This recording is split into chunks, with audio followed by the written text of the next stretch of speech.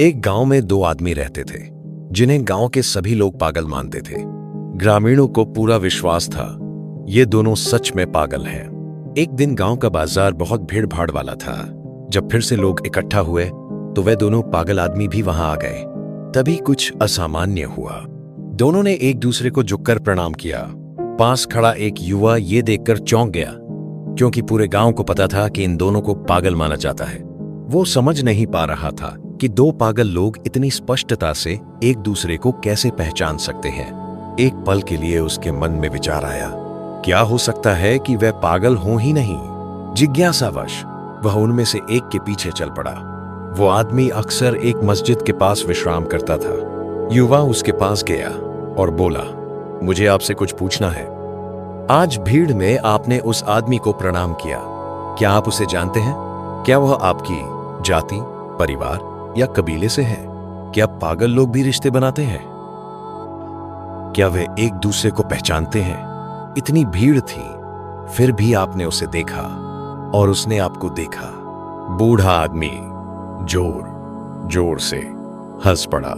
वह खड़ा हुआ, युवक के कंधे पर हाथ रखा, उसे पास खींचा और धीरे से बोला, मेरी आंखों में देखो। युवक चौंक गया। उसे ऐसी उम्मीद नहीं थी, फिर भी उसने वैसा ही किया।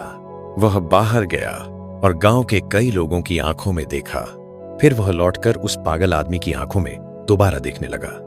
लौटकर उसने कहा, मैं हैरान हूं, इन आंखों में जागरूकता है, लेकिन बाकी सभी की आंखें सोई हुई हैं। लोग ऐसे चलते हैं जैसे सपना देख रहे हों। वे देखते हैं लेकिन सच में देखते नहीं।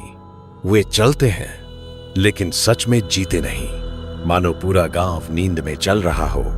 उनकी आंखें बुझी हुई, धुंधली और निर्जीव हैं। सब लोग सिवाय इस आदमी के। तब बूढ़ा आदमी बोला, मैंने उसे जागरूकता के साथ प्रणाम किया।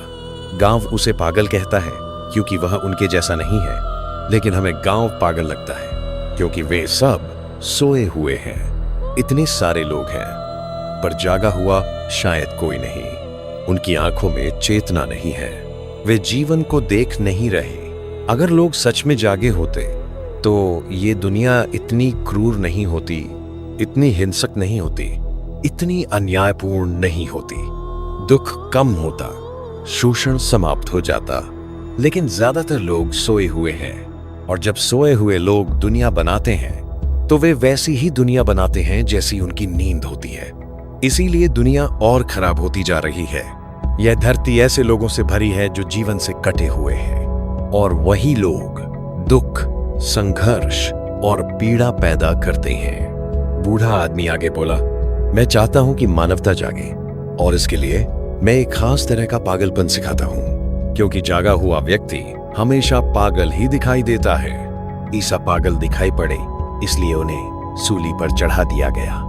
सुकरात पागल दिखाई पड़े इसलिए उन्हें जहर दे दिया गया। गांधी भी पागल दिखाई पड़े इसलिए उन्हें मार दिया गया। जागा हुआ व्यक्ति सामान्य दुनिया का हिस्सा नहीं होता। जिसे तुम जीवन कहते हो वह उसे मृत्यु लगता है। जिसे तुम सुख कहते हो वह उसे पीड़ा लगता है। जिसे तुम ज्ञान कहते हो वह उसे भ्रम लगता है। स्वाभाविक है, वह पागल दिखाई देता है, लेकिन सच तो ये है, वही एकमात्र व्यक्ति होता है जो जागा हुआ है। If you like this video, then like, comment, share and subscribe for more videos like this.